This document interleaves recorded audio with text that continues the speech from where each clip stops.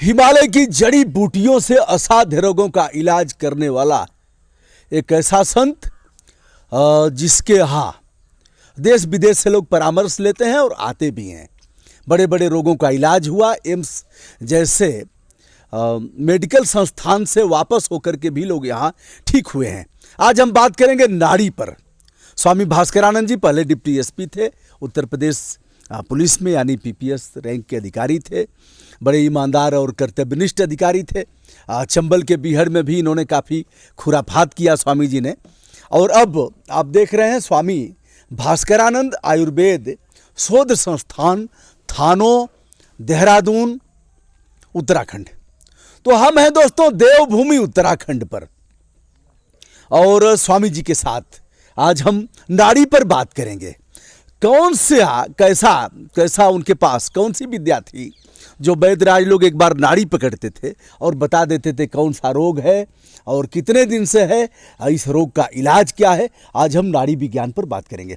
स्वामी जी विनम्रता के साथ प्रणाम आपको। प्रणाम। स्वामी जी, नाड़ी यहाँ वैद्यराज लोग पकड़ते थे, अभी भी अब कुछ लोग पकड़ते हैं, लेकिन शायद वो लोग पल्स देखते होंगे जो डॉक्टर साहब लोग हैं, MBBS MD किए हैं।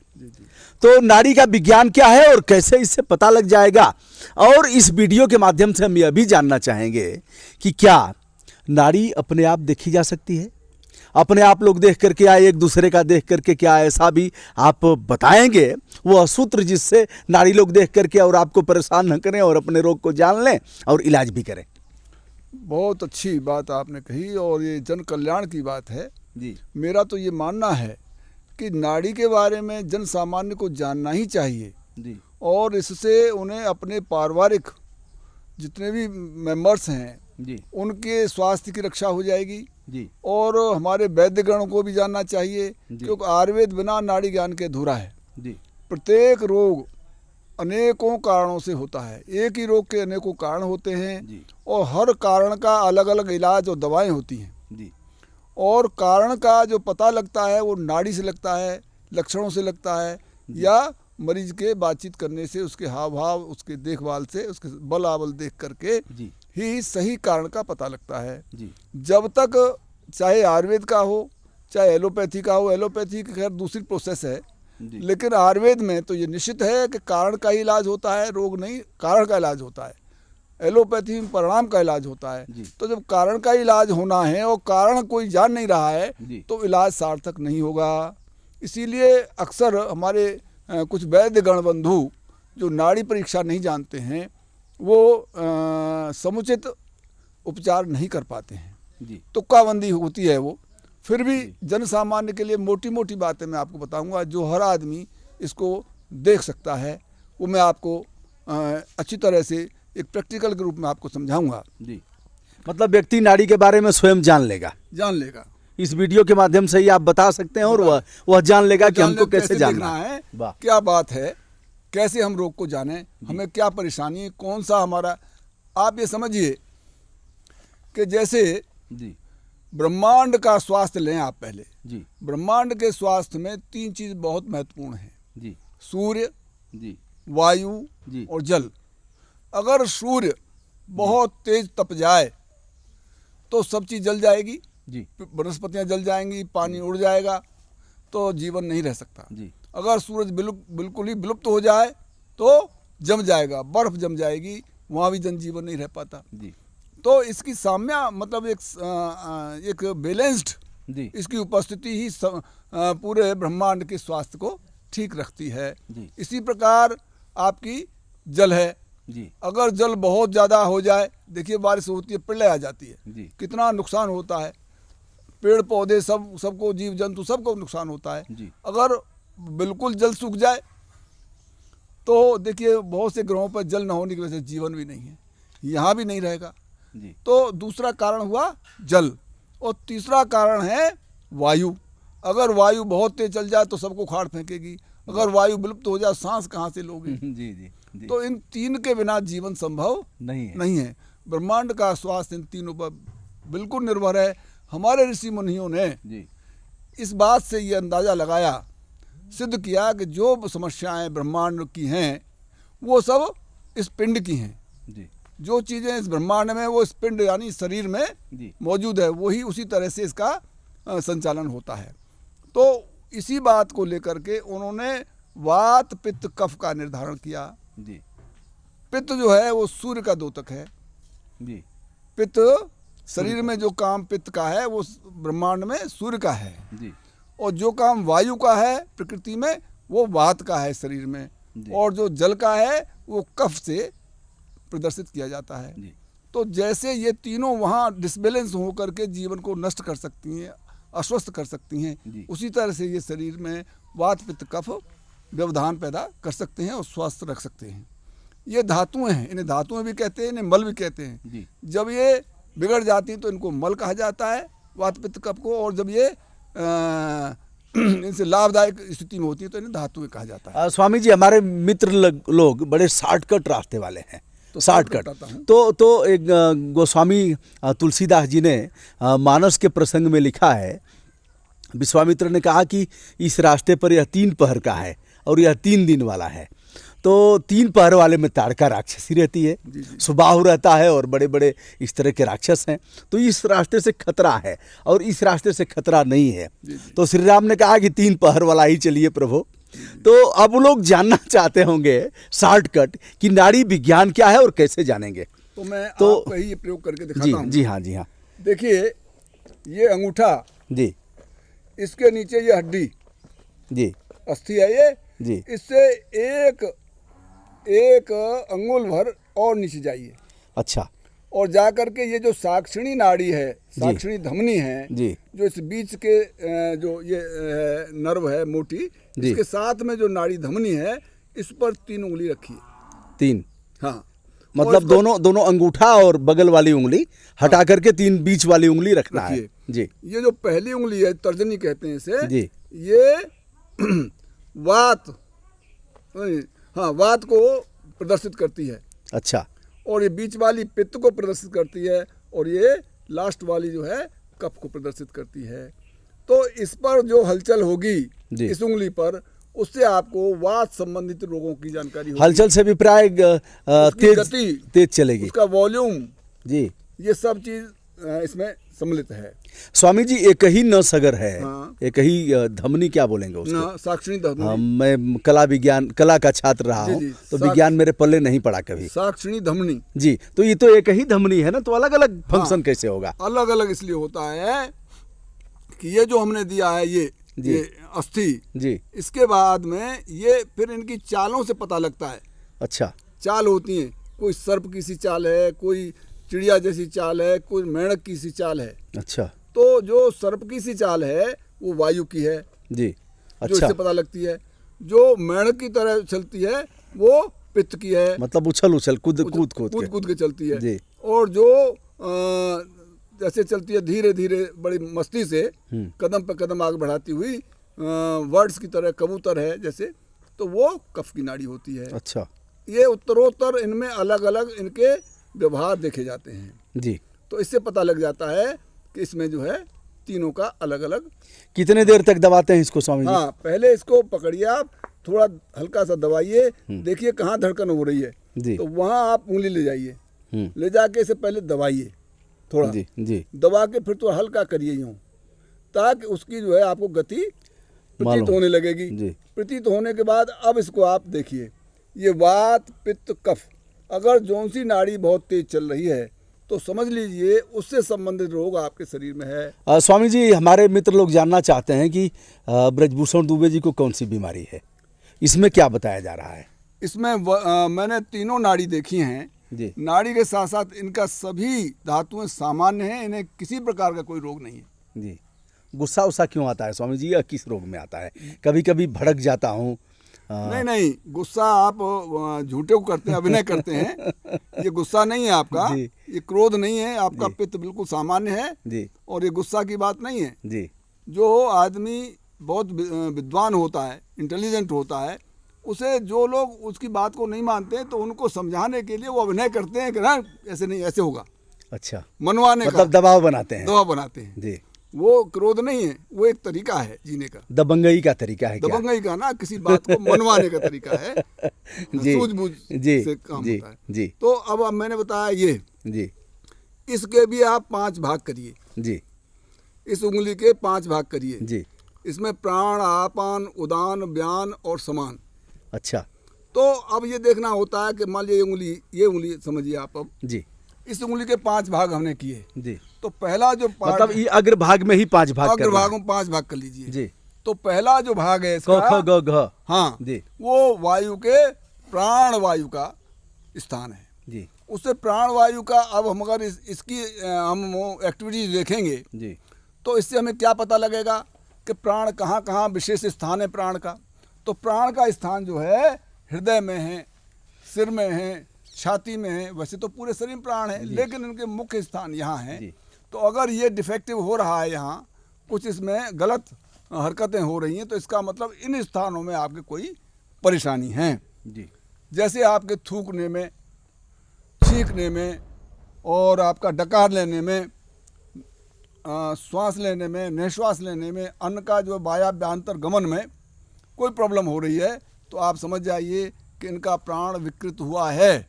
और ये कारण प्राण का विकृत होना है इन रोगों में। तो आप वात के प्राण भाग पर आप औषधि का आयोजन करें। इसी तरह से दूसरा है उदान वायु। उदान वायु यहाँ कंठ में होती है।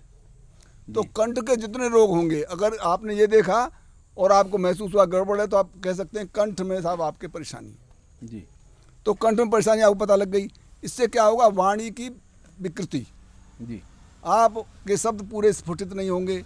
तो इस तरह के जो होगा, उससे हमें उदान की समस्या का पता लग जाएगा।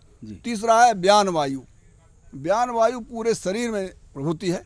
जैसे पूरे शरीर में दर्द हो रहा है, जी, पूरे शरीर में कहीं आपको दिक्कत है, तो ये व्यान वायु बताएगी कि आपको ये परेशानी है।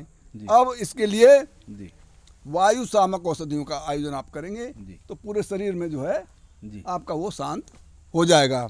इसी तरह से फिर समान वायु, जिन लोगों की जठराग्नि प्रदीप्त नहीं होती है, ये नाभि क्षेत्र में इस समान वायु का स्थान है। इससे भोजन के पचने में भी परेशानी आती है। तो ये समान वायु बताती है कि इसको ये इस तरह से परेशानी, और इसकी समान वायु विकृत हुई है। और बाद में आती है अपान वायु।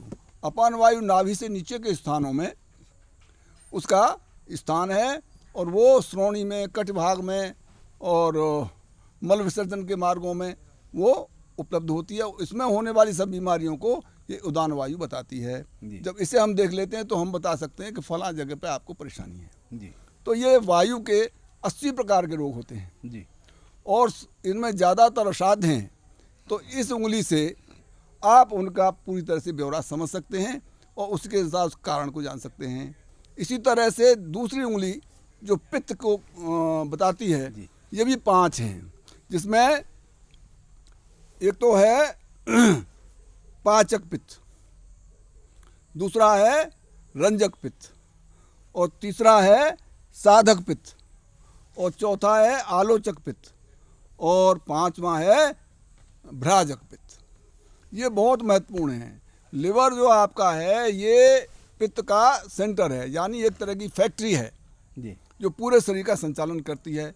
तो हम पहले लेते हैं आपका पाचक पित्त। अगर आपका पाचन ठीक नहीं चल रहा है, आपको एसिडिटी हो रही है या मंदाग्नि हो रही है, आपका खाना नहीं पच रहा है, गैस बन रही है, तो आप समझिए आपका पाचक पित्त खराब है। तो पाचक पित्त खराब होने से, अब इसी के साथ गुरुजी लोग जानना चाहेंगे कि हमको करना क्या चाहिए। हाँ, ये भी बताऊंगा मैं।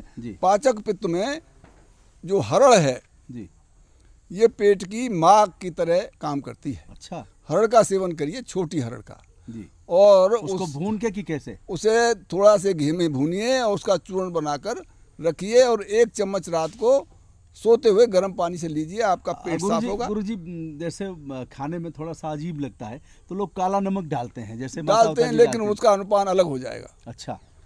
इसको ऐसे ही लेना चाहिए, ऐसे ही लेकर के पानी पी लेना चाहिए, गुनगुना पानी पी लें। हाँ। और इसका काम अन्न का पचाना है। तो जितने हमारे जठराग्नि वगैरह हैं ये सब इससे प्रदीप्त होती हैं। तो इससे क्या पता लगा हमें, पाचक अग्नि। अच्छा गुरुजी, तब अधिक लोग खाने लगेंगे कि पची जाएगा? गुरुजी ने बता दिया है हर्रे हम भून करके और 15 उसमें दिन से ज्यादा नहीं खाई जाए। नहीं, खाना कितना चाहिए, भोजन कितना लें लोग? अभी अभी बात थोड़ी सी हो जाए। अच्छा, भोजन आप सवेरे तो आप पेट भर खा सकते हैं जी लेकिन शाम को भोजन प्राय 1 रोटी कम खानी चाहिए जी। और गरिष्ठ भोजनों से बचाव रखना चाहिए। आपको देखना चाहिए कि आपकी जठराग्नि कितनी है, उतना ही भोजन का सेवन करना। क्या ऐसा अच्छा नहीं होगा कि एक ही 2 रोटी खाना चाहिए रात को?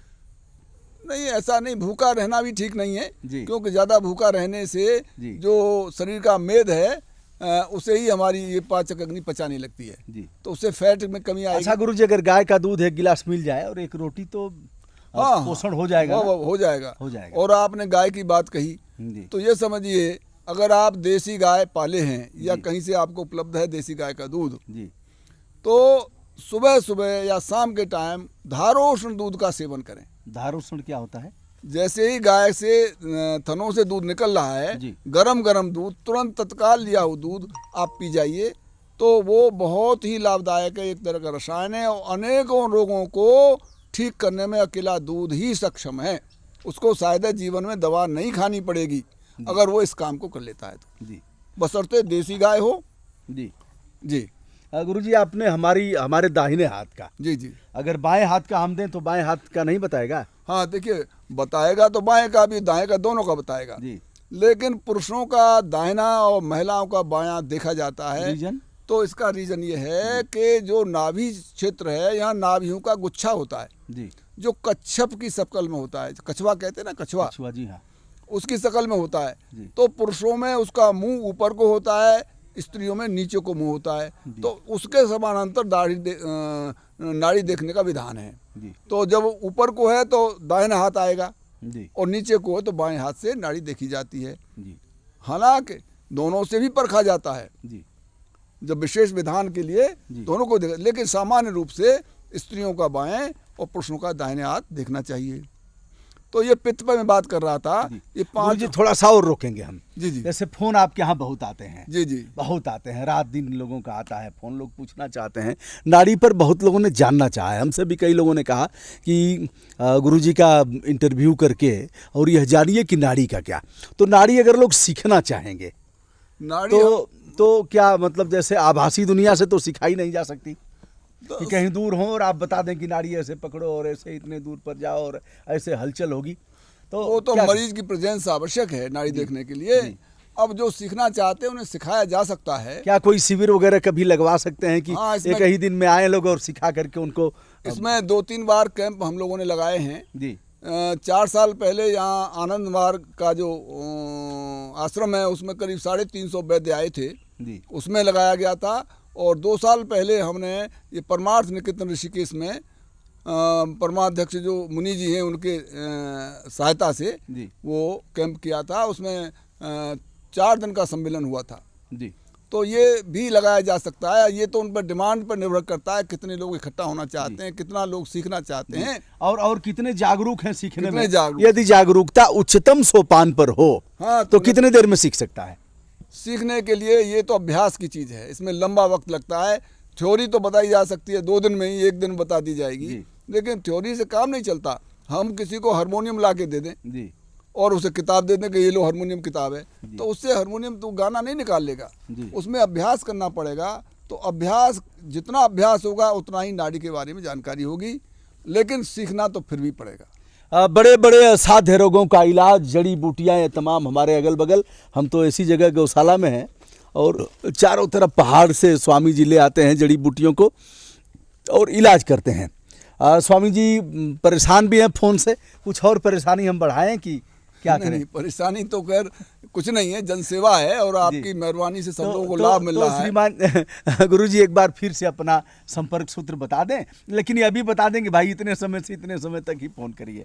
भाई मैं आप सभी से निवेदन ये करता हूँ जी कि मेरा नंबर है 9412 50 50 53 जी 9412505053 जी। लेकिन ये निवेदन है कि 11 से 4 के बीच में अगर फ़ोन करेंगे जी तो मुझे आसानी होगी। जी। अब रात में दुबे जी का इतना व्यापक संबंध है विदेशों में कि मैं समझता हूँ जितने बड़े बड़े देश हैं, फ्रांस, इटली, आपका Japan, America, England, Holland, Germany और सिंगापुर, कनाडा, ये लोग मुझको रात को नहीं सोने देते।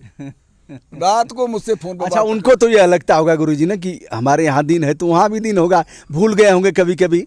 हाँ, तो अक्सर उनके फोन आते हैं तो उन्हें कंसल्टेंसी देनी होती है। जैसे दोस्तों, अब चूंकि हम निवेदन ज्ञापित करते हैं इस वीडियो के माध्यम से, बहुत से लोगों से जिनसे परिचय नहीं है और उनके वीडियो कॉलिंग आ जाते हैं।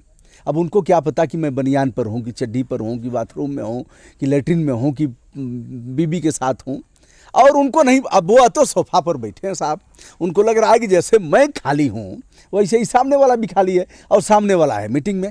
तो दोस्तों, एक बार करने से पहले जान लेना चाहिए कि सामने वाले की स्थिति क्या है। जी जी। तो उतने समय में ही फोन करेंगे और शॉर्टकट बातें करेंगे।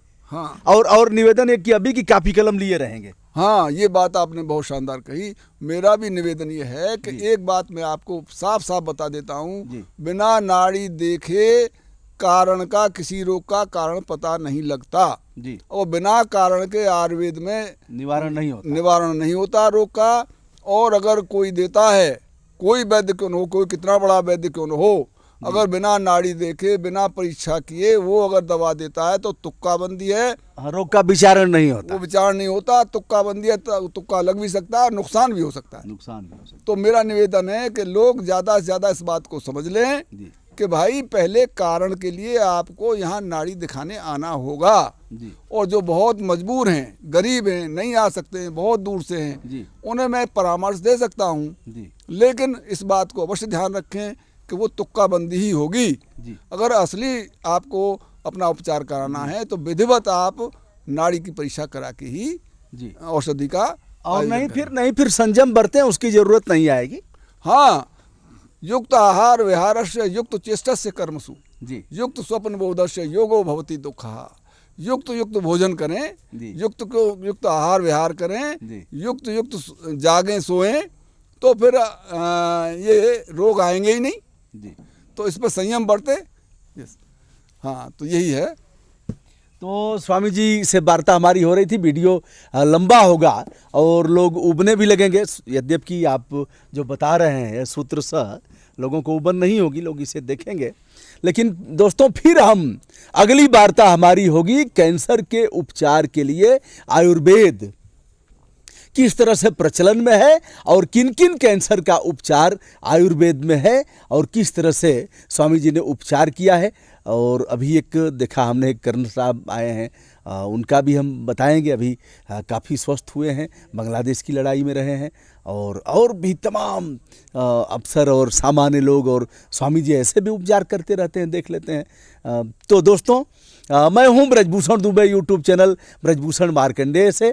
कभी स्वामी जी डिप्टी एसपी हुआ करते थे, अब हैं स्वामी भास्करानंद जी, और यह है आयुर्वेद शोध संस्थान स्वामी भास्करानंद आयुर्वेद शोध संस्थान, थानो, देहरादून, उत्तराखंड। तो स्वामी जी विनम्रता के साथ धन्यवाद, सादर नमस्कार, प्रणाम।